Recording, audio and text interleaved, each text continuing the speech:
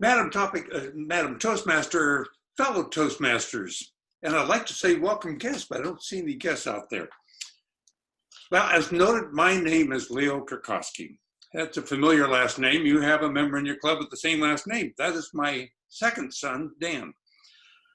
I have interests in many things in life, such as classical music. I sing in a couple of choirs.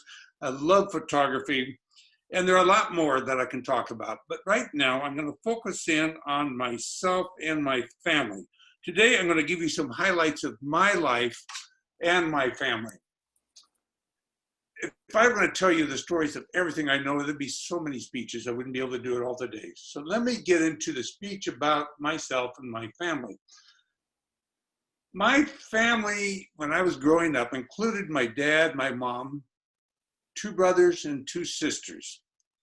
I had an older brother, an older sister, an older sister, and a younger brother.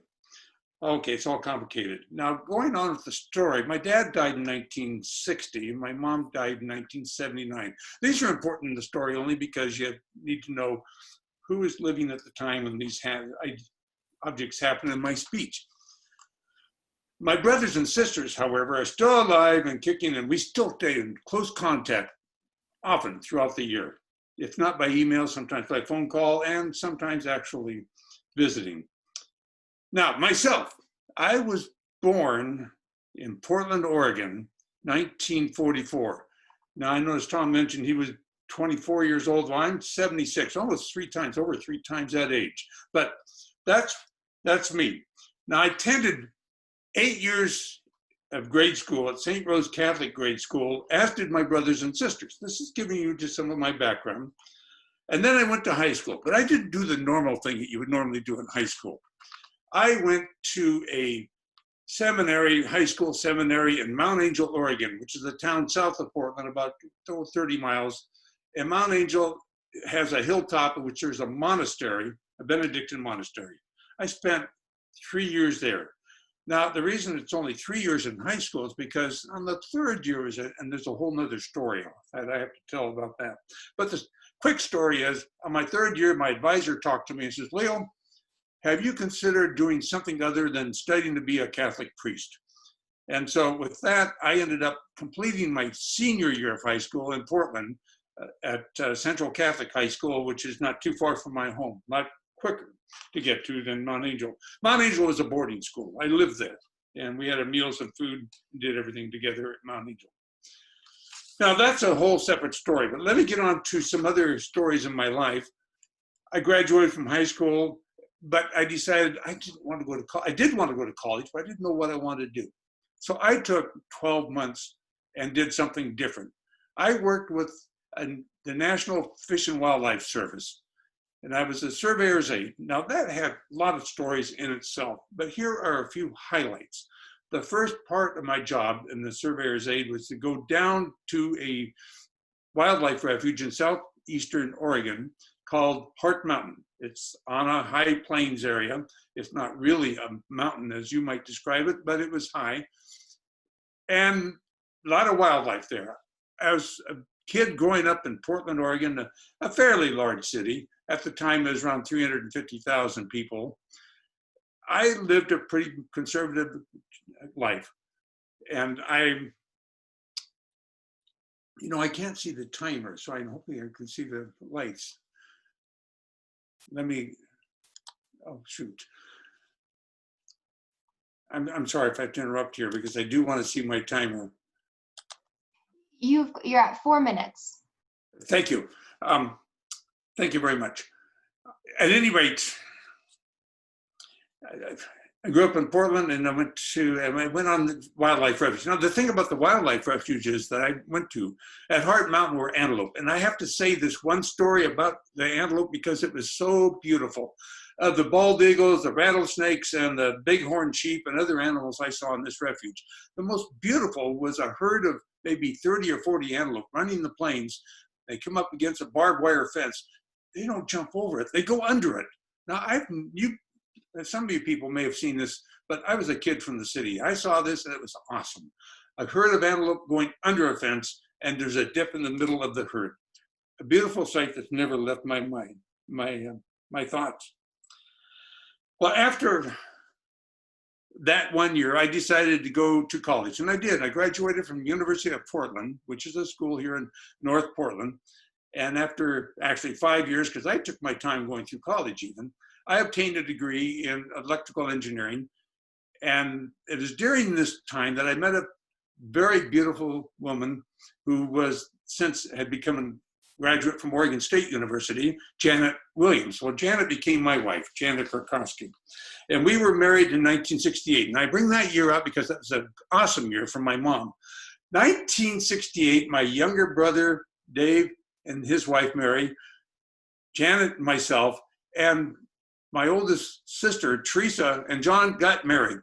And that was an awesome time for my mom. All three of us getting married the same day. Now, fast forward 50 years, which was 2 years ago now, we all celebrated in a common place in a town next to where I live now, and celebrated 50 years of anniversaries, 150 years of marriage altogether.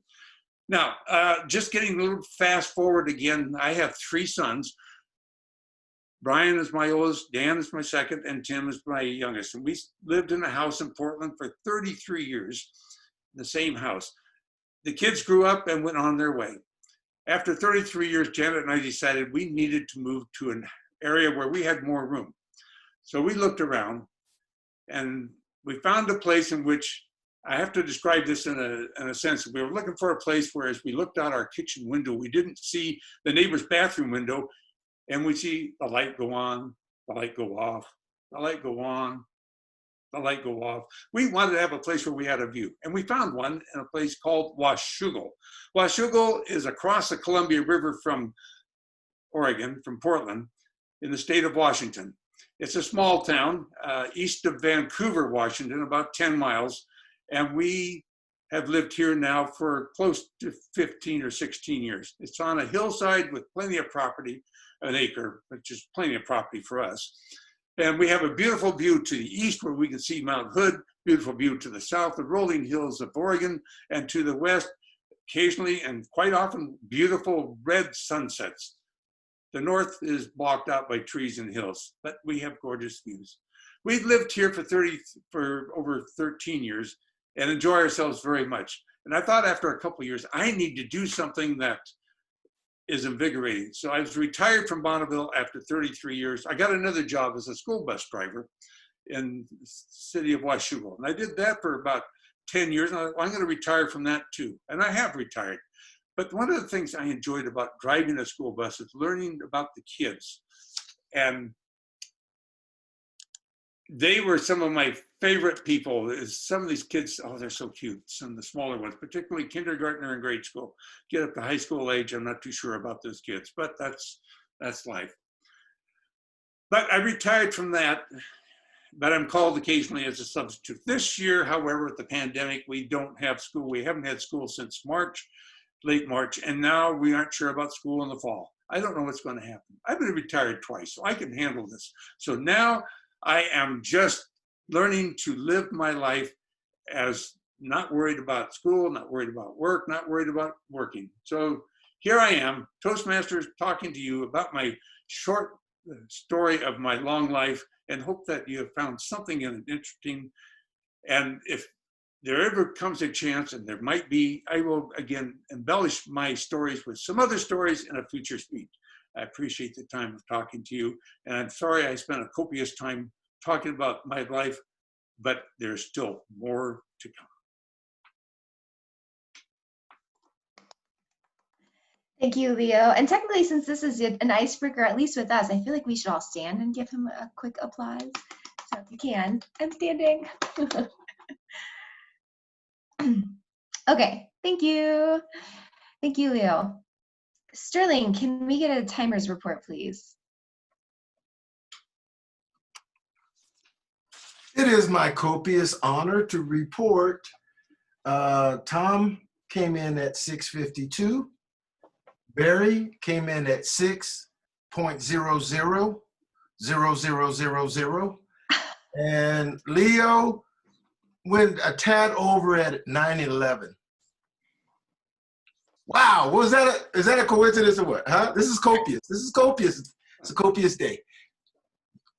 Okay, so to clarify, we had 2 speakers qualify. Okay.